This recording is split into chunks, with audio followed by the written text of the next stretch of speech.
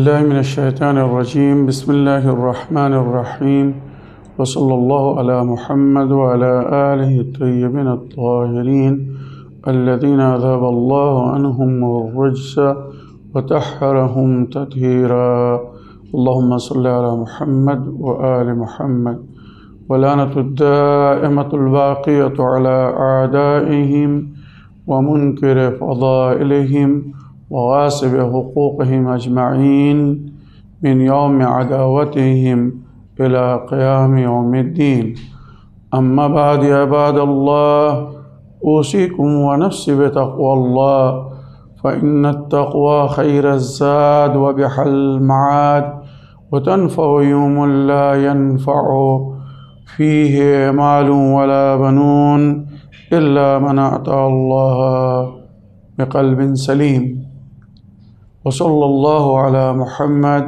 وعلى آله الطيبين الطاهرين أما بعد فقد قال الله الحكيم في محكم كتابه الكريم حيث قال بسم الله الرحمن الرحيم إن تنصروا الله ينصركم ويثبت أقدامكم صدق الله العلي العظيم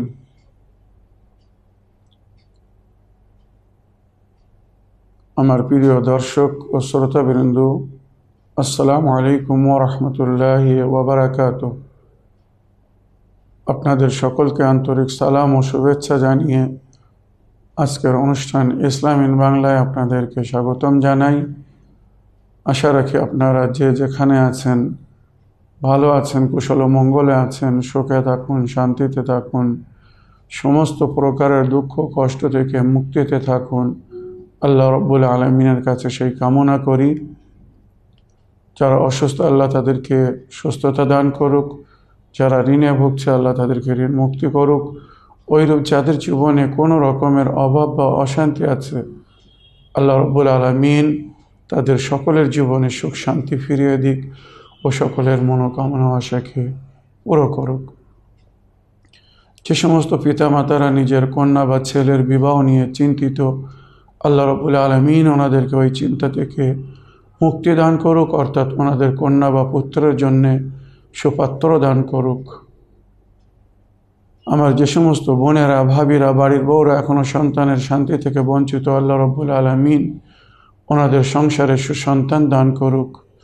আমার যে সমস্ত ছোট ভাই বোনের স্কুলে কলেজে পড়াশোনা করছে তারা যেন উচ্চ শিক্ষা লাভ করে বা সুশিক্ষায় শিক্ষিত হয়ে নিজের ও নিজের বংশের নামকে উজ্জ্বল করতে পারে, আল্লাহ তাদেরকে সেই নেক তৌফিক দান করুক। আমাদের মধ্যে যারা হজ ও জিয়ারত ও উমরায় যাওয়ার ইচ্ছুক আল্লাহ রাব্বুল আলামিন তাদের সকলের মনোকামনা আশাকে পুরো করুক। আমাদের সকলকে সৎ পথে চলার, অসৎ পথ থেকে দূরে থাকার এবং এক অপরকে সৎ উপদেশ দেওয়ার তৌফিক দান করুক। আমরা যেন সত্য বা হক জিনিসকে জেনে শুনে মেনে তার উপরে আমাল করে সেটা অন্যদের কাছে পৌঁছে দিতে পারি বা অন্যদের সামনে তুলে ধরতে পারি। আল্লাহ আমাদেরকে সেই মনোবল ও নেক তৌফিক দান করুক। আমিন ইয়া রাব্বাল আলামিন। এই দোয়ার সঙ্গে আমি আজকের পর্ব শুরু করতে চলেছি। আপনাদের কিছু প্রশ্নের উত্তর বাকি আছে, তবে প্রশ্নগুলির উত্তর দেওয়ার আগে আমি আজ আপনাদেরকে একটা চিঠি পড়ে শোনাতে চাই, যে চিঠিটা জনাব আব্দুল্লাহ আল হিন্দি সাহেব লিখছেন শিলচর আসাম থেকে। উনি খুব সুন্দরভাবে একটা চিঠি লিখেছেন আর আশা রাখি ওনার এই চিঠি অনেকের জন্যে মার্গদর্শক হবে বা তানারাও এইভাবে গুরুত্ব দিয়ে আমাদের অনুষ্ঠান ইসলাম ইন বাংলা থেকে লাভবান হওয়ার চেষ্টা করবেন বা সঠিক ইসলাম ও ইসলামিক ইতিহাস এবং ইসলামিক সংবিধানগুলো বোঝার চেষ্টা করবেন। আমি ধন্যবাদ জানাই জনাব আব্দুল্লাহ আল হিন্দি সাহেবকে। আসুন ওনার চিঠি আমি পড়ে শোনাতে চাই, দেখি উনি কি লিখছেন। চিঠিটা উনি লিখেছেন 25/03/2020। আমার মনে হয় লকডাউনের কারণে ওনার চিঠিটা আমাদের কাছে পৌঁছাতে অনেক দেরি হয়ে গেছে। লকডাউনের আগে উনি এই চিঠিটা লিখেছিলেন, কিন্তু দুঃখের বিষয় চিঠিটা আমরা অনেক পরে পেয়েছি। তবুও উনি বড় অন্তর থেকে চিঠিটা লিখেছেন, তাই সেটা আপনাদেরকে আমি শোনাতে চাই। উনি লিখছেন, জনাব সাবির রেজা সাহেব, চ্যানেল উইন, আসসালামু আলাইকুম। ওয়ালাইকুম আসসালাম রহমতুল্লাহ বারাকাতু। উইন চ্যানেলে ইসলাম ইন বাংলা অনুষ্ঠান খুবই গুরুত্বপূর্ণ। বাংলাভাষী নরনারীদের জন্যে ইসলামিক বা ইসলাম জানার এমন কোনো টিভি চ্যানেল নেই। সুতরাং বাংলাদেশ সহ ভারতের অনেক রাজ্যে বাংলাভাষী আছেন, কিন্তু ইসলাম জানার মতো এমন কোনো টিভি চ্যানেল নেই। অনেক ক্ষেত্রে ইসলাম ইন বাংলা অনুষ্ঠান বঙ্গভাষী জনতার অভাব পূরণ করছেন। জানাই অশেষ ধন্যবাদ। 25/3/2020 ইংরাজি তারিখ হিসাবে বুধবার সকালে ইসলাম ইন বাংলা অনুষ্ঠানে সাবির রেজা সাহেব শিয়া এবং সুন্নি সম্বন্ধে যে বিবরণ পেশ করেছেন সত্যিই তা প্রাণিধানযোগ্য। সুন্নিদের মিথ্যা অভিযোগ, শিয়ারদের কোরআন 40 পারা, আপনি তা যুক্তিপূর্ণভাবে নির্মাণ করেছেন। আর মিথ্যাবাদীদেরকে চ্যালেঞ্জ করেছেন বা চ্যালেঞ্জ করে বলেছেন, কেউ 40 পারার কোরআন এনে দিতে পারলে তাকে 40,000 টাকা ইনাম দিবেন। জানাই আপনাকে অশেষ ধন্যবাদ। শিয়া জামাত সম্বন্ধে অপবাদ দেওয়া হয়। কোরআন থেকে তার দাঁত ভাঙা জবাব দিয়েছেন আপনি। তা শুনে সত্যিই শান্তি পেলাম বা সন্তুষ্ট হলাম। আর বলছেন, সুন্নিরা যদি প্রকৃতি রসুলের অনুগামী অনুসারী হতো তবে তাদের মধ্যে এত দল হতো না। সত্যিই দুঃখজনক কথা। সুন্নিরা প্রত্যেক মুসলমানকে, যারা সত্য মুসলমান, তাদেরকে কাফির বলার বা কাফির ফতোয়া দেওয়ার ঠিকাদারি পেলেন কোথায় তাঁরা? অর্থাৎ আবদুল্লাহ ভাই বলতে চাচ্ছেন যে অনেক সুন্নিরা শিয়াদেরকে, যারা প্রাকৃতিক মুসলমান, সত্য মুসলমান, তাদেরকে কাফের বলেন। তো ওনারা এই ঠিকাদারি কোথায় পেলেন? উনি হয়তো এটা বলতে চাচ্ছেন। আপনার উপর অনুরোধ, আপনারা বারবার এই ধরনের এপিসোডগুলো প্রচার করুন। তাহলে শিয়া সুন্নিদের দূরত্ব কম হবে এবং এরা এক অপরকে বুঝে প্রাত্যক্ষিক মত হিসেবে দিনের উপরে চলার চেষ্টা করবে, বা সত্য দিন বা সত্য ইসলাম তাদের সামনে উঠে আসবে। আমার প্রিয় ভাই আবদুল্লাহ সাহেব, আপনার এই এত সুন্দর চিঠি লেখার জন্যে এবং আমাদের অনুষ্ঠানকে ফলো করার জন্যে বা তার থেকে শিক্ষা লাভ করার জন্যে, সঠিক জিনিসকে জেনে আপনি যেভাবে নিজের ভাষায় উল্লেখ করলেন, আশা রাখি আপনার কথার উপরে গুরুত্ব দিয়ে আপনার আশেপাশের লোকেরা, আপনার পরিচিত লোকেরা বা যাদেরকে আমি আপনার চিঠি শোনালাম, তারাও একবার গভীর চিন্তা করবে যে চ্যানেল উইনে অনুষ্ঠান ইসলাম ইন বাংলার মাধ্যমে কীভাবে সঠিক ইসলাম, নবী ও নবীর আহলে বায়তের দিনের প্রচার হচ্ছে, সঠিক ইসলামিক ইতিহাস বা ইসলামিক সংবিধান, দিনের আহকাম কিভাবে আমরা সবার সামনে তুলে ধরছি। ইনশাআল্লাহ যদি তারা এগুলো বোঝে বা এগুলো শুনে জেনে মেনে তার উপরে আমাল করে, তো আশা রাখি আমাদের পরিবেশ একটা সুন্দর ইসলামিক পরিবেশ হবে বা আমাদের সমাজ একটা সুন্দর ও শান্তিপূর্ণ সেই ইসলামিক সমাজ হবে, যে ইসলামিক সমাজ নবী করিম সাল্লাল্লাহু আলাইহি ওয়াসাল্লাম গড়ে তুলতে চেয়েছিলেন, যেখানে সবাই শান্তিপূর্ণভাবে এক অপরের সঙ্গে মিলেমিশে জীবনযাপন করবে, ঐক্যবদ্ধ হয়ে আল্লাহর উপাসনা ইবাদত করবে। আর তারা যখন দ্বীনের উপরে ইসলামিক নিয়ম শৃঙ্খলাকে মেনে চলবে, তো তাদের থেকে কেউ আঘাত পাবে না, কেউ কষ্ট পাবে না, বরং সবাই তাদের সহযোগিতা করবে বা তাদের এই শান্তিপূর্ণ জীবনকে দেখে সবাই সেটাকে আপন করার চেষ্টা করবে। এটাই হচ্ছে ইসলামের প্রচারের মেন উদ্দেশ্য, যে আল্লাহ চায় তার বান্দাদের মধ্যে শান্তি ফিরে আসুক, তারা যেন মিলেমিশে ঐক্যবদ্ধ হয়ে এক আল্লাহর উপাসনা করে আর আল্লাহর তৈরি করা বা আল্লাহর দেওয়া নিয়ম শৃঙ্খলা যেন তারা সেটাকে মেনে চলে বা ফলো করে। আমাদের সৃষ্টিকর্তা, আমাদের খালিক আল্লাহ রব্বুল আলামিন আজ যখন কেউ কোনো জিনিস তৈরি করে, আবিষ্কার করে, তো ওই জিনিসটা কিভাবে ব্যবহার করতে হবে তার জন্যে একটা ক্যাটালগ তৈরি করে। সেখানে তার বিস্তারিত ডিটেলস বা বিবরণ লেখা থাকে যে এই জিনিসটা এইভাবে ব্যবহার করলে সুন্দরভাবে চলবে, কাজ করবে।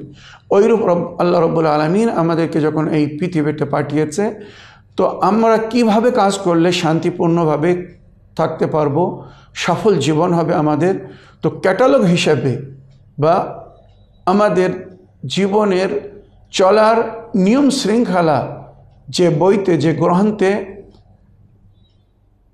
পরিষ্কার বা বিস্তারিতভাবে লেখা হয়েছে, তার নাম হচ্ছে কোরআন। তো আশা রাখি আমরা যদি সেই কোরআনকে মেনে চলি, সকলে মিলে সেই কোরআনকে ফলো করি, কোরআনে যে আল্লাহর হুকুম ও আদেশ এসেছে, যেটা নবী করিম সাল্লাল্লাহু আলাইহি ওয়াসাল্লাম আমাদেরকে শুনিয়েছেন, জানিয়েছেন বা বলেছেন, বা যেভাবে উনি কোরআনের আয়াতের ব্যাখ্যা করে আমাদেরকে দিন, ধর্ম, ইসলামিক রীতিনীতি বুঝিয়ে গেছেন, সত্যিই যদি আমরা সেটা মেনে চলি, তার উপরে আমাল করি, তো আমরা বিশ্বের সবচেয়ে শান্তিপূর্ণ ধার্মিক ব্যক্তি হব বা সবচেয়ে সুন্দর ধর্মের ধার্মিক হব। কেননা শান্তি এমন একটা জিনিস যার কামনা সকলেই করে, সবাই শান্তিতে থাকতে চায়, সবাই নিজের জীবনে সুখ শান্তি চায়। আর ইসলাম নিজের নিয়ম শৃঙ্খলার মাধ্যমে তার মান্যকারীদেরকে সেই সুখ শান্তি দিয়েছে। আল্লাহ নিজের বান্দাদেরকে সুখে শান্তিতে নিরাপত্তায় দেখতে চায়, আর সেগুলো আল্লাহ তাদের জীবনযাপন করার যে নিয়মা বা রুল বা সিস্টেম বলেছে, সেগুলোকে যদি বান্দা মেনে চলে, ফলো করে, তো সত্যি সে শান্তিপূর্ণ বা সাফল্য জীবনযাপন করবে, যে জীবনে আমরা সবাই ইহকাল ও পরকালে আশা করি। যদি আমরা ইহকালে ওইভাবে চলি যেভাবে আল্লাহ রসুল আমাদেরকে চলতে বলেছেন, আমাদের দিন ধর্ম আমাদেরকে চলতে বলছে, বা কোরআনে যেভাবে আমাদেরকে হেদায়েত করা হয়েছে, যদি আমরা ঠিক সেইভাবে জীবনযাপন করি, তো আশা রাখি আমাদের ইহকালও উজ্জ্বল হবে, আমাদের পরকালও অতি উত্তম হবে, এবং আমরা আল্লাহর তৈরি করা সেই মনোনীত স্থান, সেই জান্নাত বা স্বর্গে প্রবেশ করতে পারবো, বা সুখ শান্তিতে সেখানে থাকতে পারবো যেখানে যাওয়ার বা থাকার,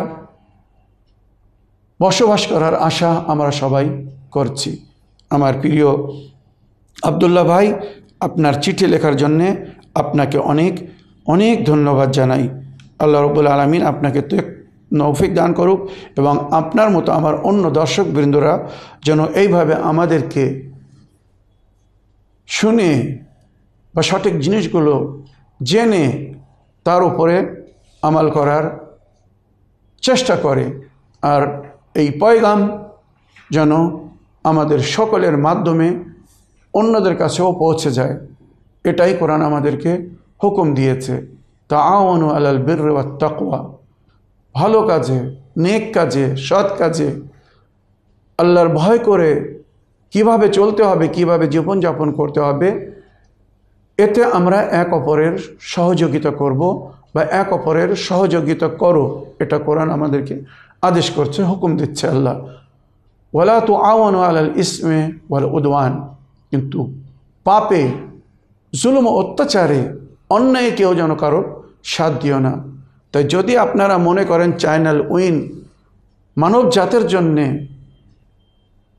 বিশেষ করে মুসলিম সমাজের জন্যে বা এই সমাজের কল্যাণের জন্য তারা কাজ করছে আর তারা সঠিক পথ দেখাচ্ছে, তারা ঠিক মার্গদর্শক করাচ্ছে, তো আপনাদের সহযোগিতার আন্তরিক কামনা করি। আশা রাখি এই নেক কাজে আপনারা আমাদের সহযোগী হবেন। যে যেভাবে পারবে সে যেন এই নেক কাজে আমাদের সহযোগী হয়।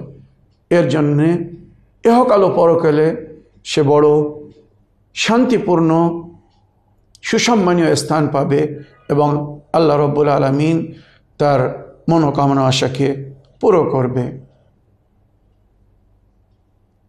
এই দোয়া করি আমার ভাই ডাক্তার আব্দুল্লাহ আল হিন্দি সাহেবের জন্যে, যিনি চিঠিটা লিখেছেন, এবং আমার সমস্ত দর্শকবৃন্দদের জন্যে যারা নিজের মতামত ও প্রশ্নের মাধ্যমে আমাদেরকে সাপোর্ট করছেন বা সহযোগিতা করছেন, যাদের প্রশ্নের মাধ্যমে অন্যরা অনেক কিছু জ্ঞান লাভ করছে বা ইসলাম হিসাবে বা ইসলাম বিষয়ে তারা জানতে পারছে।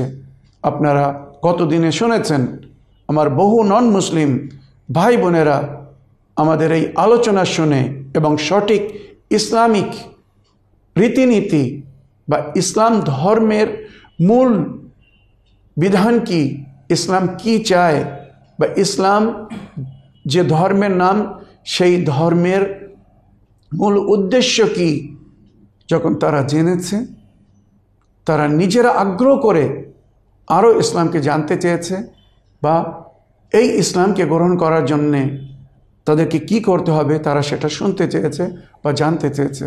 আলহামদুলিল্লাহ, একদিন পুরো বিশ্বে একটাই ধর্ম, একটাই দিন হবে, আর সেটা হবে ইসলাম, সেই শান্তির দিন যে শান্তির আমরা সকলেই কামনা করি। আর সেটা কখন হবে? যখন আমরা সকলে মিলে সেই ইসলামিক রীতিনীতি বা রুল অ্যান্ড সিস্টেমকে অ্যাপ্লাই করব, যেভাবে শান্তিপূর্ণভাবে ইসলাম আমাদেরকে জীবনযাপন করতে বলছে। যখন আমরা সবাই সেটাকে বজায় করে চলব, তো আমরা সবাই শান্তিপূর্ণভাবে জীবনযাপন করতে পারবো, কেউ কারো থেকে আঘাত পাবে না, আর সকলেই তখন এই শান্তিপূর্ণ দিন, এই ইসলামকে ভালোবাসবে বা আপন করে নেওয়ার চেষ্টা করবে। আসুন এবার আগে আপনাদের প্রশ্নের উত্তর দিতে চাই। আরেকটা লিখিত প্রশ্ন আছে এখানে। প্রশ্নটা এসছে পূর্ব মেদিনীপুর থেকে। আসসালামু আলাইকুম হুজুর, আমি পূর্ব মেদিনীপুর জেলার নন্দীগ্রাম থেকে বলছি। আমার বড় বাবার 9টি মেয়ে এবং কিছু সম্পত্তি আছে, আর কিছু দেনা করে গেছেন। তাই ওনার ওই সম্পত্তির ভাগ ওনার ভাই চাইছে। ওনার বৃদ্ধ স্ত্রীকে দেখাশোনা না করে এবং কোনো কিছু দেখভাল না করে। তাই আমি আপনার কাছে জানার চেষ্টা করছি যে ওই ভাই কি সম্পত্তি পাওয়ার হক রাখে বা হকদার হবে, আর মোহাম্মদী আইনে সম্পর্কে জানাবেন। ওয়ালাইকুম আসসালাম রহমতুল্লাহ বারাকাত। আমার প্রিয় ভাই, আপনি ঠিকানা বললেন কিন্তু নিজের নাম বলেননি। তবু আশা রাখি আপনার গ্রামবাসীরা, আপনার পাড়াপড়শিরা বা আপনার পরিবারের লোকেরা বা আপনার বাপ চাচারা যাদেরকে উল্লেখ করেছেন, তাঁরা যদি আমাকে শুনছেন বা দেখছেন, তো আশা রাখি শরীয়তের এই নিয়ম, এই হুকুম তাঁরা মেনে চলার চেষ্টা করবেন। শরীয়ত বিরোধী কাজ করে নিজের ইহকাল ও পরকালকে যেন কেউ নষ্ট না করে। আমার প্রিয় ভাই, আপনি জানতে চেয়েছেন যে আপনার চাচা বা বড় বাবা কিছু ভূ সম্পত্তি ছেড়ে গেছেন, কিন্তু ওনার 9টি মেয়ে আছেন, আর তার সঙ্গে সঙ্গে উনি কিছু ঋণ করে গেছেন। তো শরীয়তের হুকুম হচ্ছে আগে ঋণ শোধ করে দাও। যা কিছু ওই মরহুম ছেড়ে গেছেন আগে ঋণ শোধ করে দাও, কেননা ওই ঋণ যদি শোধ না করা হয় তো উনি হাসরের দিন, কিয়ামতের দিন, হিসাব কিতাবের দিন ধরা পড়বেন। আর যার কাছ থেকে ঋণী হয়ে গেছেন বা যারা টাকা পাবেন সবাই ওনাকে ধরবে। সে সময় ওনার কাছে যদি পয়সা না থাকে তো নিজের নেকি দিয়ে সেগুলো শোধ করতে হবে।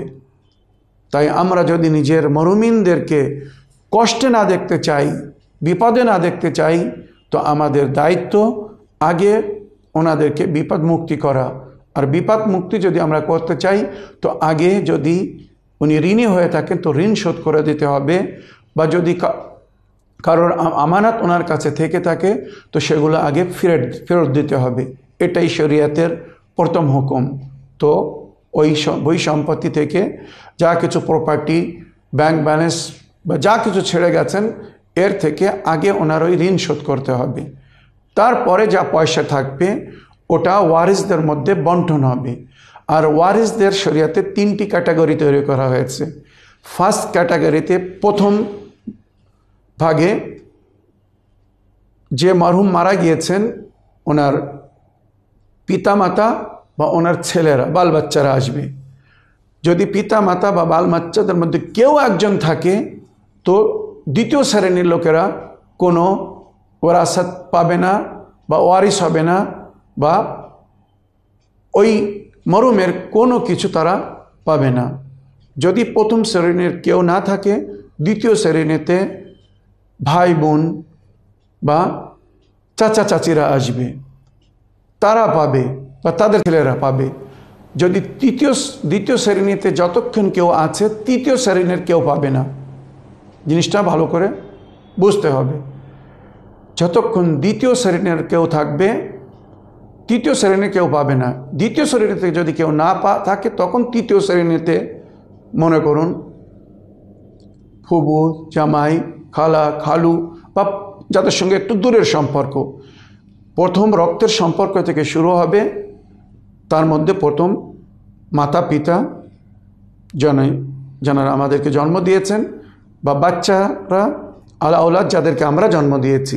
তো প্রথম ক্যাটাগরি বা প্রথম শ্রেণীর যদি কেউ থাকে তো দ্বিতীয় শ্রেণীর লোকেরা পাবে না, আর দ্বিতীয় শ্রেণীর যখন থাকবে তো তৃতীয় শ্রেণীর পাবে না।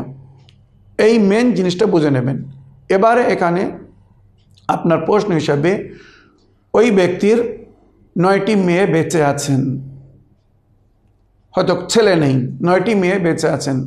তো দেনা শোধ করার পরে যা কিছু বাকি আছে বা বাকি থাকবে ওই 9টি মেয়ের মধ্যে সমান বিতরণ হবে। কারণ যদি ছেলে থাকতো তো ছেলের হক মেয়ের ডবল হয়। তো যখন কোনো ছেলে নেই তো 9টি মেয়ের মধ্যে ওইটা সমানভাবে বিতরণ হবে। মেয়েরা থাকতে তার ভাইরা বা তার অন্য আত্মীয় স্বজনরা ওই মিরাজ থেকে কিছু পাবে না। পরিষ্কার শরীয়তের হুকুম। যদি কেউ এর অমান্য করে তো সে খোদা ও রসুলের হুকুমের অমান্য করছে। আর নাহক যদি কেউ কারোর মাল খায়, বিশেষ করে ওই এতিমা মেয়েদের মাল যদি কেউ খায় তো সে হারাম খাবে।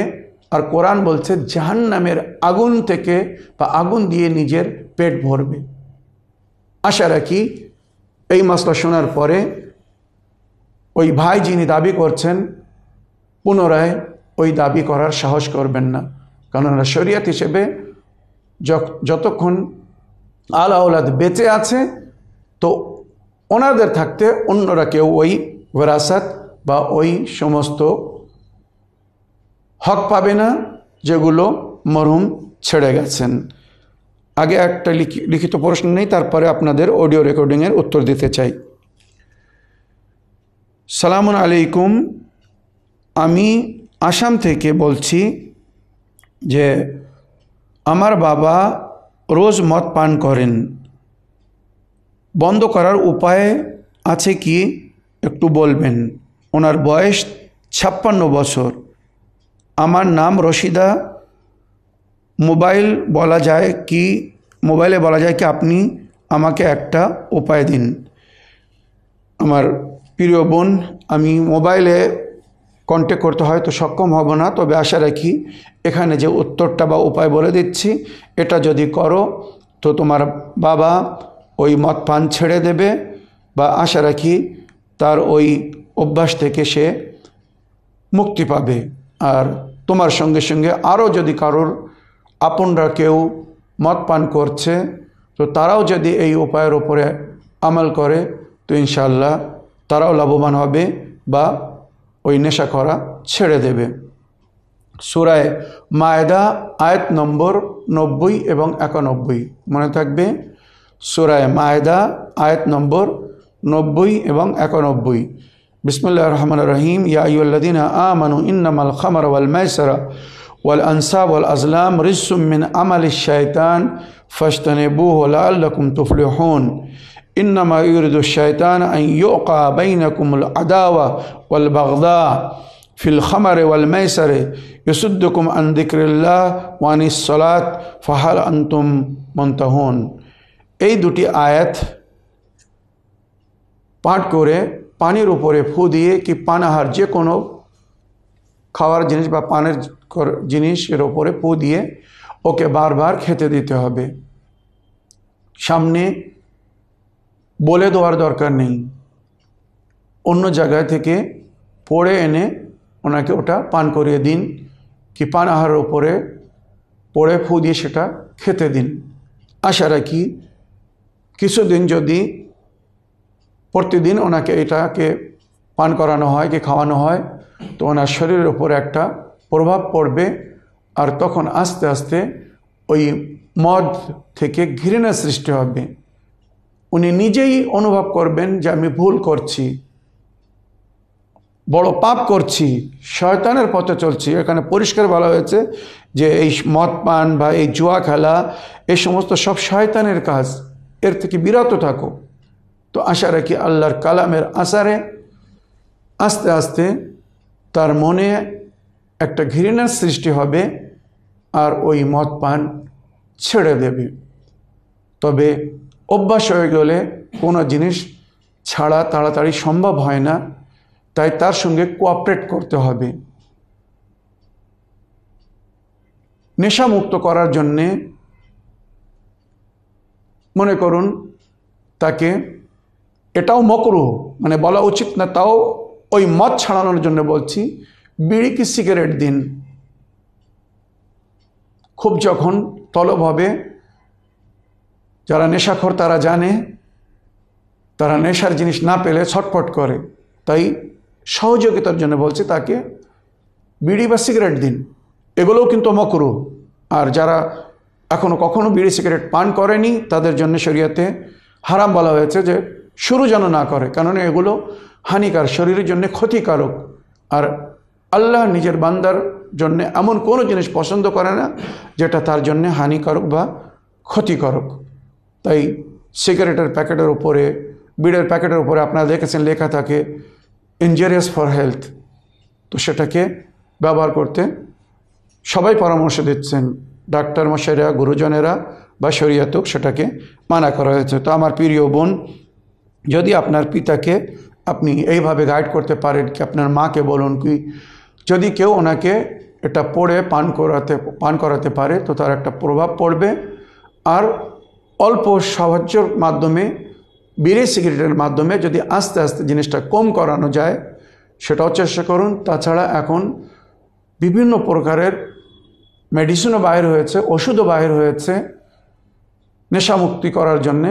আশা রাখি সেখানে যে যদি ওই জিনিসগুলো নেওয়া হয় বা তাদের সঙ্গে যোগাযোগ করে কন্ট্যাক্ট করে কিভাবে নেশামুক্ত হওয়া যায় যদি সেগুলো ব্যবহার করা হয় তো আশা রাখি খুব শীঘ্র তোমার বাবা এই মহাপাপ থেকে মুক্তি পাবে।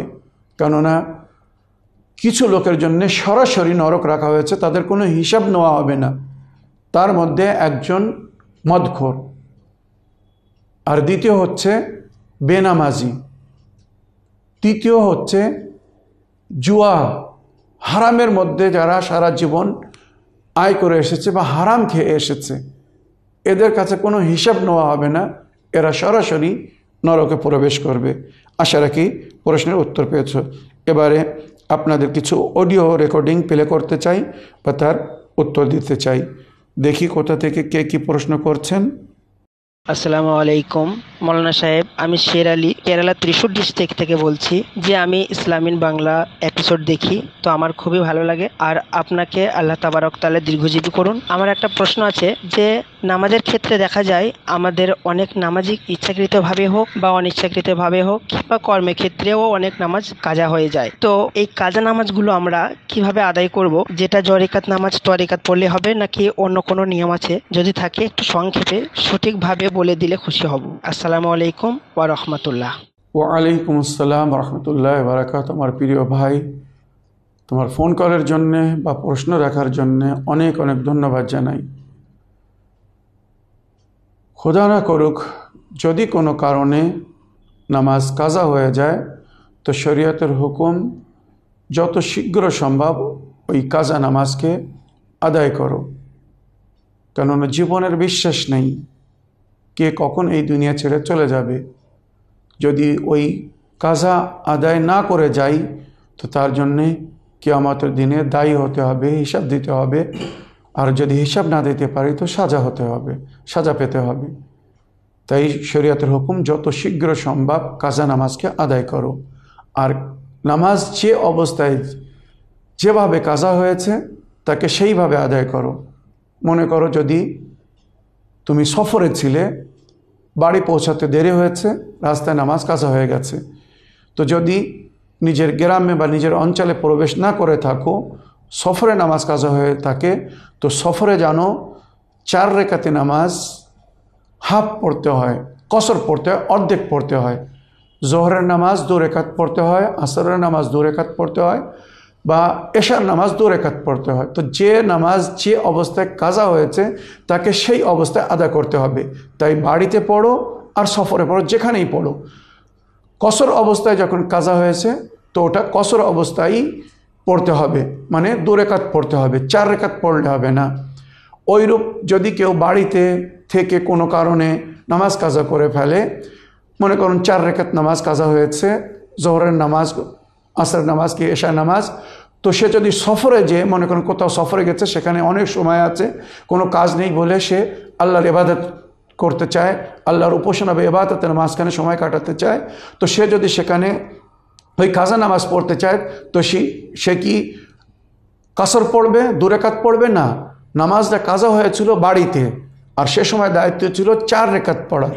তো যখন 4 রেকাত নামাজ কাজা করেছে তো সফরে যেও যদি পড়ে তো 4 রেকাতই পড়বে, 2 রেকাত পড়বে না। শরীয়তের হুকুম হচ্ছে যে নামাজ যে অবস্থায় কাজা হয়েছে তাকে সেই অবস্থায় হিসাবে পড়তে হবে। সফরে যদি নামাজ কাজা হয়ে যায়, সেটা যদি দেশে ঘরে এসে পড়ে তো ওইভাবে পড়বে যেভাবে সফরে নামাজ পড়ার নিয়ম। আর যদি বাড়িতে নামাজ কাজা হয়ে থাকে আর কেউ যদি সেটা সফরে যেয়ে পড়তে চায় তো ওইভাবে পড়বে যেভাবে বাড়িতে পড়ার নিয়ম। সফরে সেই সময়ের যে নামাজটা সেই সময়ের হিসেবে পড়বে। তখন ফরজ নামাজ তাকে কাসর পড়তে বলা হয়েছে তো সে কাসর পড়বে, তখন 2 রেকাত নামাজ 4 রেকাত পড়লে হবে না, অর্থাৎ জোহরের নামাজ 2 রেকাত পড়তে বলা হয়েছে, তো সেটা যে বাধ্যমূলক জোর করে 4 রেকাত পড়ে তো তার নামাজ বাতিল। শরীয়তের হুকুম যে নামাজকে যেভাবে পড়তে বলা হয়েছে তাকে সেইভাবে পড়তে হবে।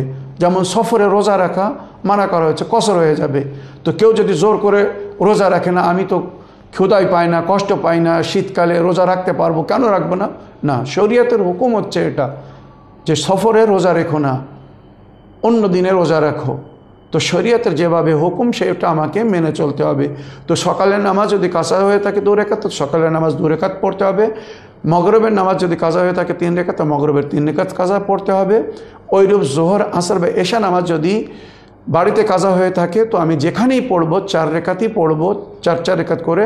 আর যদি সফরে কাজা হয়ে থাকে কসরের অবস্থায়, তো বাড়িতে পড়ি আর সফরে পড়ি, যেখানেই পড়ি সেটা কসর পড়বো, মানে 2 রেকাত করে পড়বো। আশা রাখি আমার প্রিয় ভাই তোমার প্রশ্নের উত্তর পেয়েছো বা শরীয়তের মাসলা বুঝতে পেরেছো কিভাবে ওই নামাজটা পড়তে হবে। আসুন আগের প্রশ্ন নিই। আসসালামু আলাইকুম, আমি কলকাতা থেকে আনোয়ারা বিবি বলছি। যে আপনারা যে বলছেন যে আমাদের দোয়া কবুল হচ্ছে না, যে নাজিস আর হারাম জিনিস হয়তো আমরা খাচ্ছি সেই জন্য, কিন্তু কোন জিনিসগুলো নাজিস সেই বস্তুগুলোর নাম যদি বলে দেন তাহলে আমরা সেই সব জিনিস থেকে বিরত থেকে আমল করতে পারি। আসসালামু আলাইকুম। ওয়ালাইকুম আসসালাম ওরহমতুল্লাহ ওবরাকাত। আমার প্রিয় বোন, আপনার ফোন কলের জন্যে বা সুন্দর প্রশ্ন রাখার জন্যে অনেক অনেক ধন্যবাদ জানাই। শরীয়তে বলা হয়েছে যদি কেউ নাপাক, নাজিস বা হারাম খায় তো 40 দিন তার কোনো দোয়া আমাল কবুল হয় না। তাই আপনি এখানে জানতে চেয়েছেন যে সেই নাজিস বা হারাম জিনিসগুলি কি। যদি জানতে পারি তাহলে তার থেকে আমরা পরহেজ করব, যাতে আমাদের দোয়া কবুল হয় বা আমাদের ইবাদত, উপাসনা, নামাজ, রোজা কবুল হয়। সুন্দর প্রশ্ন আমার প্রিয় বোন। দেখুন, এটা লিস্ট হিসেবে যদি বলতে চাই তো কয়েক হাজার জিনিস এমন আছে যেগুলো আমাদের জন্যে বৈধ বা অবৈধ করা হয়েছে। তাই সংক্ষেপে একটা পায়মানা, একটা তারাজু, একটা মিজান বোঝাতে চাই যে এই জিনিসগুলো হালাল আর এই জিনিসগুলো হারাম, বা এটা পাক আর এটা না পাক। পাক যদি হয় তো সেটা খাওয়া যাবে, ব্যবহার করা যাবে, বা হালাল যদি হয় তো সেটা ব্যবহার করা যাবে। আর যদি নাপাক বা হালাল যদি না হয়, নাপাক হয়ে থাকে আর হালাল যদি না হয় তাহলে সেটা ব্যবহার করা যাবে না। কোরআনে পরিষ্কার আল্লাহ রাব্বুল আলামিন বলছে, সূরা তাওবা তুলে দেখুন, ইন্নামাল মুশরিকুনা নাজিসুন, ইন্নামাল মুশরিকুনা নাজিসুন। মুশরিক তারা নাজিস। এটা আমার আপনার ব্যক্তিগত কথা না, আমি কোরআনের আয়াত বলছি। কোরআন বলছে ইন্নামাল মুশরিকুনা নাজিসুন, মুশরিক নাজিস। আর যে নাজিস হবে সে যখন কোনো অন্য জিনিসকে ছুবে, হাত লাগাবে, ভিজে হাত, তরল হাত লাগাবে, তো সেটাও নাজিস হয়ে যাবে। তাই এখানে আমি খুব ইশারায় বা সংক্ষিপ্ত বলতে চাই, যদি কোনো মুশরিক কোনো তরল পদার্থ তাতে যদি তার হাত লেগে থাকে তো সেটা নাজিস হয়ে গেছে। সেটাকে যদি ধুয়ে খাওয়া সম্ভব হয় ধুয়ে খেতে হবে, আর যদি ধোয়া সম্ভব না হয় তাহলে সেটা খেলে হবে না। বা কোনো মুশরিক যারা আল্লাহকে মানে না বা আল্লাহর ইবাদত করে না বা আল্লাহ ছাড়া অন্য কারো ইবাদত করে, তো কোরআনের আয়াত অনুযায়ী তারা নাজিস বা নাপাক। সুতরাং তাদের হাতের তৈরি জিনিস, খোলা জিনিস খাওয়া শরীয়তে অবৈধ করা হয়েছে। আমি কোরআনের আয়াত বলছি, কোনো হাদিস না কিন্তু। ইন্নামাল মুশরিকুনা নাজিসুন, মুশরিকরা নাজিস, অপবিত্র। আর যারা নাজিস তাদের হাতের ভিজে তরল পদার্থ খেতে মানা করা হয়েছে। হ্যাঁ, যদি শুকনো জিনিস যেটা তার শরীরের সঙ্গে স্পর্শ হচ্ছে না বা তার হাত সেটাকে টাচ করছে না, কি কোনো প্যাক জিনিস, মার্কেটে বহু প্যাক জিনিস আছে আমরা জানি না এই জিনিসটা কে তৈরি করেছে, হয়তো সে মুশরিক তৈরি করেছে, কিন্তু সেটা প্যাক, তাতে তার হাত লেগেছে কিনা আমরা জানি না। এখানে শরীয়ত বলছে কুল্লু শাইইন লাকা তাহির হাত্তা তা'লাম আন্নাহু নাজিসুন বিআইনি, সমস্ত জিনিস তোমার জন্য পাক যতক্ষণ নিজে চোখে তাকে নাজিস হতে না দেখছো, যতক্ষণ চূড়ান্ত বিশ্বাস না হচ্ছে যে এই জিনিসটা নাজিস। মনে করুন কেউ সাক্ষী দিচ্ছে, দুজন বলছে আমরা নিজে চোখে এই জিনিসটা নাজিস হতে দেখেছি,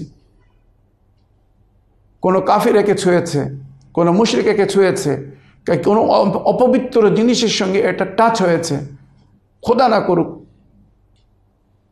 হারাম পশুর কোনো অংশ তার সঙ্গে মিলে গেছে, শুকর হোক কুকর হোক যাই কিছু হোক, তো সঙ্গে সঙ্গে সেটা নাজিস হয়ে যাচ্ছে। তো যদি নিজে দেখুক বা কেউ আদিল ব্যক্তি, ভরসামান ব্যক্তি যদি সাক্ষী দেয় না এই জিনিসটা আমি নাজিস হতে দেখেছি, সুতরাং তখন সেটা ব্যবহার করা যাবে না, পানাহার করা যাবে না, খাওয়া যাবে না। পরিষ্কার বলছি, শরিয়াতে নাজিস খেতে, হারাম খেতে মানা করা হয়েছে। তো আশা রাখি নাজিস কি জিনিস বুঝতে পেরেছেন। যে জিনিসগুলো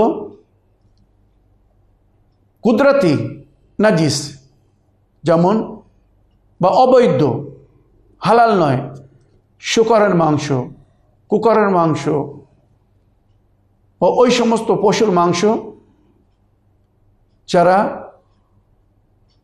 খুনে জাহিন্দা রাখে না বা অবৈধ বা হালাল, এগুলো ভালো করে শরীয়তের বিধান ডিটেলস বুঝতে হবে। তো যে জিনিস অপবিত্র সেটা খেলে হবে না। আর দ্বিতীয় যে জিনিস হারাম, অনেক সময় জিনিস পবিত্র হয় কিন্তু হালাল হয় না। যেমন কারোর পবিত্র জিনিস যদি আমি তার অনুমতি ছাড়া ব্যবহার করি, তাকে না জিজ্ঞাসা করে যদি খাই, তো সেটা আমার জন্য হালাল নয়।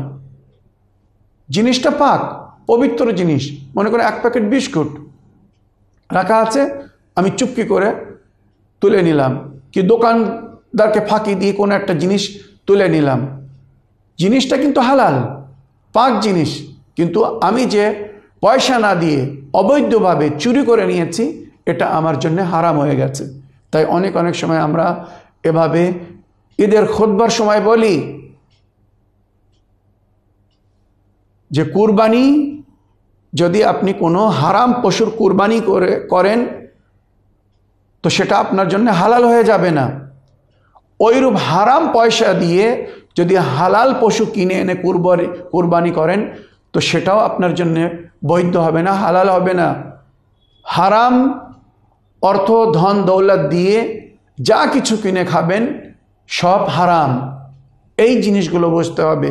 আমরা মনে করি শুধু যেগুলো নাজিস বা যেগুলো নাপাক বা হারাম বলা হয়েছে সেগুলো হারাম না। অনেক সময় হারাম পয়সা দিয়ে কেনা হালাল জিনিসও আমাদের জন্য হারাম, এগুলো বুঝতে হবে। আমরা যদি যাকাত খুমুস আদায় না করি, অন্যদের অধিকার বা হক যদি না দিই, যদি কারুর পয়সা কেড়ে নিয়ে কে চুরি করে সেই পয়সায় যদি কোনো হালাল জিনিস কিনে খাই, তো সেটাও আমাদের জন্য হারাম। আর ওই হারাম খেলে আমাদের রূহ নাজিস হয়ে যাবে, অন্তর নাজিস হয়ে যাবে, জবান নাজিস হয়ে যাবে, আমরা মানবতা হারিয়ে ফেলবো। তখন ওই মুখ থেকে বাইর হওয়া কোনো দোয়া, নামাজ, কালাম, ইবাদত, মোনাজাত আল্লাহ কিছুই কবুল করবে না। তাই আমার প্রিয় বোন, আশা রাখি সংক্ষেপে বুঝতে পেরেছেন যে নাজিস কি জিনিস আর হারাম কি জিনিস, আর কিভাবে এই সমস্ত নাজিস বা হারাম জিনিস থেকে আমাদেরকে বাঁচতে হবে। আগের প্রশ্ন নিই। বিসমিল্লাহির রহমানির রহিম। আসসালামু আলাইকুম ওয়া রাহমাতুল্লাহি ওয়া বারাকাতুহু। হুজুর সাহেব, আল্লাহ পাক আপনাকে দীর্ঘ শতদিন হায়াত দারাজ করুক, দিনের খেদমত করার তৌফিক দান করুক। তা আমার প্রশ্ন হলো, আমাদের বাড়িতে 3টে তাবিজ গাড়া আছে, তা এতে কোন আয়াত দিয়ে মানে পানি পড়ে ছিটালে মানে বাড়ির এই বান্দা দুটো না কেটে যাবে? আর ওরা সদাই প্রায় শ্মশানী জাদু ছিটে, শ্মশান থেকে বস্তু নিয়ে আসে, তুলে নিয়ে আসে বাড়িতে ছিটে। কিভাবে আমরা এই অন্যায়ের হাত থেকে বাঁচবো। হুজুর সাহেব আল্লাহ পাকের কালাম দিয়ে আমাদেরকে বলে দেন। আসসালামু আলাইকুম রহমতুল্লাহ বরকাত। ওয়ালাইকুম আসসালাম রহমতুল্লাহ বারাকাত। আমার প্রিয় বোন, জাদু টোনা টোটকার আসার কাটার জন্যে আমি কোরআনের কিছু আয়াত ও দোয়া বলে দিচ্ছি। এগুলো লিখে যদি ঘরে লাগাও বা এগুলো যেভাবে আমি পড়তে বলছি এভাবে যদি পড়ো তো তার সুন্দর প্রভাব পড়বে আর ওই সমস্ত আসার কেটে যাবে বা শেষ হয়ে যাবে। যেমন সূরায়ে তাহা আয়াত নম্বর 68 এবং 69। সূরায়ে তাহা আয়াত নম্বর 68 এবং 69। বিসমিল্লাহির রহমানির রহিম। কুলনা লা তাখাফ ইন্নাকা আনতাল আ'লা ওয়া আলকি মা ফি ইয়ামিনিকা তালকাফু মা সানাউ ইন্নামা সানাউ কাইদু সাহিরিন ওয়ালা ইফলিহু সাহিরু হাইসু আতা। জনাবে মুসা নবীর সামনে যখন জাদুঘররা এসেছিল তো আল্লাহ হুকুম দিয়েছিল আপনার হাতে যে এই ছড়ি আছে ফেলে দিন, সমস্ত জাদুঘরদের জাদুকে খেয়ে ফেলবে আর তাদের জাদু কোনো আসার করবে না। আলহামদুলিল্লাহ সেটাই হয়েছিল, আপনারা জানেন কোরআনে এইভাবে উল্লেখ। তো এই আয়াতটা যেটা আমি পড়লাম, যদি সন্দেহ হয় তো এই আয়াতটি 11 দিন 100 বার পড়ে যাদের উপরে সন্দেহ তাদের উপর ফু দিতে হবে, কি পানিতে পড়ে বা কোনো পানার মধ্যে পড়ে তাদেরকে খাইয়ে দিতে হবে, তো তাদের সমস্ত আশা শেষ হয়ে যাবে। আর যদি তাদেরকে খাওয়ানো সম্ভব না হয় বা তাদের উপরে পড়ে ফু দেওয়া সম্ভব না হয় তো তখন এটা লিখে ঘরের চারদোয়ারে মানে চারিধারে লাগিয়ে দিন। তারা যা কিছু করার চেষ্টা করবে মনে করেন এই আয়াতের আসারে সেটা নিঃস্ব হয়ে যাবে বা ভস্য হয়ে যাবে। তাছাড়া আরও অনেক দোয়া আছে যেগুলো পড়তে বলা হয়েছে। নবী করিম সাল্লাল্লাহু আলাইহি সাল্লাম এই দোয়ার তালিম দিয়েছেন, কোরআনে জিকির হয়েছে। নবীকেও কাফেররা কুনজরে দেখতো, বদনজরে দেখতো, নজর লাগতো, নবী অসুস্থ হতেন, দুর্বল হয়ে যেতেন। তাই সূরা নূন আল কালামের শেষ দুটি আয়াত পড়ার জন্য আল্লাহ ওনাকে হুকুম দিয়েছিল। বিসমিল্লাহির রহমানির রহিম। ওয়াই ইয়াকাদুল্লাযীনা কাফারু লা ইয়াজলুকুনাকা বিআবসারিহিম লাম্মা সামিউ যিকরা ইয়াকুলুন ইন্নাহু লামাজনুন ওয়া মা হুয়া ইল্লা যিকরুল লিল আলামিন। এটা পড়ে বুকে ফু দিলে সঙ্গে সঙ্গে নজর কেটে যায় আর সঙ্গে সঙ্গে শান্তি পাওয়া যায়। বা যদি কোনো বাচ্চার উপরে নজর লাগে তো তার উপরে পড়ে ফু দিয়ে দেবেন, তার নজর কেটে যাবে। ছোট বাচ্চা যদি হয় তাকে পানিতে পড়ে ফু দিয়ে পান করিয়ে দেন, সঙ্গে সঙ্গে তার নজর কেটে যাবে আর সে সুস্থ হয়ে যাবে।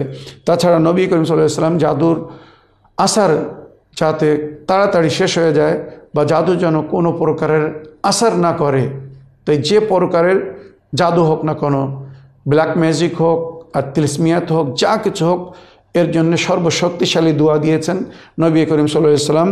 মুফাতুল জানানে বাকিয়াতুস সালাহাতে এই দোয়াটা আছে। আমি দোয়াটা পড়ছি আস্তে আস্তে, আপনারা মন দিয়ে শুনুন।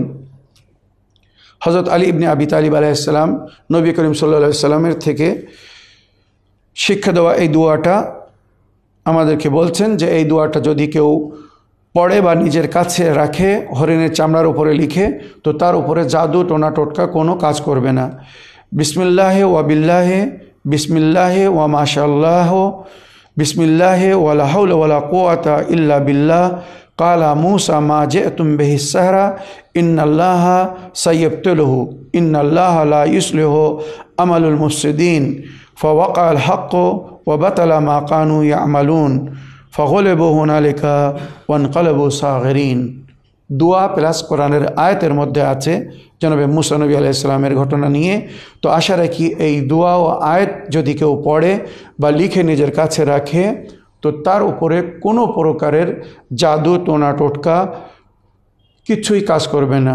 তো আমার প্রিয় বোন, আশা রাখি আপনি বা আপনার পরিবারের লোক যারা ওই সমস্ত বদমাইশ লোকদের বদমাইশির কারণে, জাদু টোনার কারণে ক্ষতিগ্রস্ত হচ্ছেন, আপনারা যদি এর ওপরে আমাল করেন আর যে আয়াত দুটি বললাম এগুলো যদি পড়েন বা লিখে নিজের কাছে রাখেন বা বাড়িতে লাগিয়ে দেন তো ইনশাআল্লাহ আপনার বাড়ি জাদুমুক্তি হয়ে যাবে বা আপনার শরীর জাদুমুক্ত হয়ে যাবে আর কেউ যদি কোনো প্রকারের বান মারতে চায় বা জাদু করতে চায়, ক্ষতি করতে চায়, তো তার কোনো আসার হবে না। আশা রাখি আপনার প্রশ্নের উত্তর পেয়েছেন। পরের প্রশ্ন নিই। আসসালামু আলাইকুম রহমতুল্লাহ বারাকাত। আমি রেশমা খাতুন, বীরভূম জেলা, গ্রাম তেঁতুলিয়া থেকে বলছি। আমার মেয়ের কানে আজান দেওয়া হয়নি। আমি মোবাইলে থেকে আজান শুনেছিলাম, ওতে কি কোনো এরকম কিছু হবে?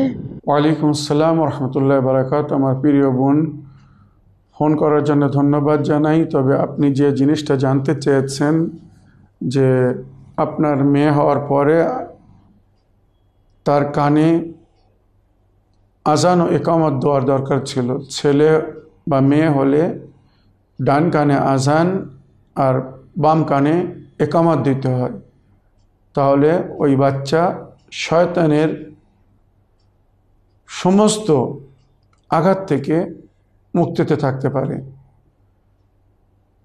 আর এটা প্র্যাকটিক্যাল মাতা পিতা, দাদা দাদি বা আপনরা, চাচা চাচি, গুরুজনেরা যারা পাশে থাকেন, কাছে থাকেন, তারাই করেন। অনেক সময় যদি বাড়িতে কেউ সেগুলো না জানে, তো গ্রামের পাড়ার মৌলবীকে ডাকা হয় আর ওনাকে বলা হয় আপনি ছেলের কি মেয়ের কানে আজান ও একামত দিন। এখন আমরা ডিজিটাল যুগে চলছি, মোবাইলে আজানও আছে, একামতও আছে। তাই আমরা ভেবেছি আর মৌলবীর প্রয়োজন নেই, কি গুরুজনদের প্রয়োজন নেই, নিজেরাও যদি মুখে বলে আজান বা একামত না দিই কোনো অসুবিধে নেই, কানে আওয়াজ গেলে হলো, মোবাইলের আওয়াজে কাজটা কমপ্লিট হয়ে যাবে। না আমার প্রিয় বোন, যে আসার জবানের ভাষায় আছে, কার জবান থেকে বাহির হওয়া শব্দ কি আসার রাখে আমরা জানি না। মোবাইলে যে প্লে হচ্ছে রেকর্ডিং আওয়াজ আপনারা শুনছেন, শিক্ষা লাভ করার জন্যে, মনে করুন কেউ আজান জানে না, কি একামাত জানে না, কি করে আজান দিতে হয়, কি করে একামাত দিতে হয়, সে যদি শেখার জন্য সেটা শুনে ভালো, কোনো অসুবিধে নেই। তবে প্র্যাকটিক্যাল নামাজের জন্যে যদি আমরা আজান না দিয়ে মোবাইলের আজান শুনে নামাজ শুরু করি, এটা ঠিক নয়। ওইরূপ একামাত না দিয়ে যদি মোবাইলের একামাত শুনে নামাজ শুরু করি, এটা ঠিক নয়। ওইরূপ বাচ্চাদের কানে আজান ও একামাত দিতে বলা হয়েছে সরাসরি। ওখানে যদি কেউ বাচ্চার কানে মোবাইল ধরে আজান শোনায়, কি বাম কানে মোবাইল ধরে একামাত শোনায়, তো এটা যথেষ্ট নয়, বা এর প্রভাব তেমন হবে না যেমন কোনো ব্যক্তি যদি মমিন ওই ছেলে বা মেয়ের কানে আজান ও একামাত দেয়। তাই আশা রাখি আমরা অ্যাডভান্স বলে শরীয়তের মধ্যে এমন পরিবর্তন নিয়ে আসবো না যেটাকে দেখে অন্যরা রহস্য করবে বা হাসবে, যে এদের সব কাজ তো এখন কম্পিউটারে আর মোবাইলে হচ্ছে, প্র্যাকটিক্যাল তো আর কিছু নেই। না, যেগুলো প্র্যাকটিক্যাল করার দরকার সেগুলো প্র্যাকটিক্যাল করতে হবে, সেগুলো ডিভাইসেসের মাধ্যমে করলে হবে না। আশা রাখি আপনার প্রশ্নের আপনি উত্তর পেয়েছেন। যদি এখনও আজান না দিয়ে থাকেন, কোনো মুরব্বী, মৌলবী, মৌলানা, গুরুজনের কোলে দিয়ে দিন বাচ্চাকে, আর বলুন হুজুর আমার ছেলে ডাল কানে আজান আর বাম কানে একামত দিয়ে দিন। কমপ্লিট আজান, কমপ্লিট একামত যদি দেওয়া হয়, তো ওই বাচ্চা বহু রোগ থেকে মুক্তি পাবে, শয়তানের চক্রান্ত থেকে মুক্তি পাবে এবং সুস্থ, স্বাস্থ্য, শান্তিপূর্ণভাবে জীবনে বৃদ্ধি পাবে এবং বহু প্রকারের শারীরিক ও মানসিক রোগ থেকে সে মুক্তিতে থাকবে। আশা রাখি আপনার প্রশ্নের আপনি উত্তর পেয়েছেন। এই বলে আজকের বক্তব্য এখানে শেষ করছি। যদি আপনাদের কারো কোনো প্রশ্ন থাকে, তো স্ক্রিনের ওপর যে নম্বর আসছে এই নম্বরে ফোন করে নিজের প্রশ্ন আপনারা রেকর্ড করাতে পারেন। নিজের প্রশ্ন নিজের মোবাইলে রেকর্ড করে আমাদেরকে ভয়েসমেল করে দিন। লিখে যদি পাঠাতে চান লিখেও পাঠান। আর যারা দূরত্ব দেশে বাস করছেন, চ্যানেল উইনকে যদি নিজের প্রশ্ন পাঠাতে চান, তো আপনারা ইমেলও করতে পারেন, ফ্যাক্সও করতে পারেন। আমরা চেষ্টা করেছি প্রতি সপ্তাহে আপনাদের প্রশ্ন উত্তর আপনাদের কাছে পৌঁছে দেওয়ার জন্যে।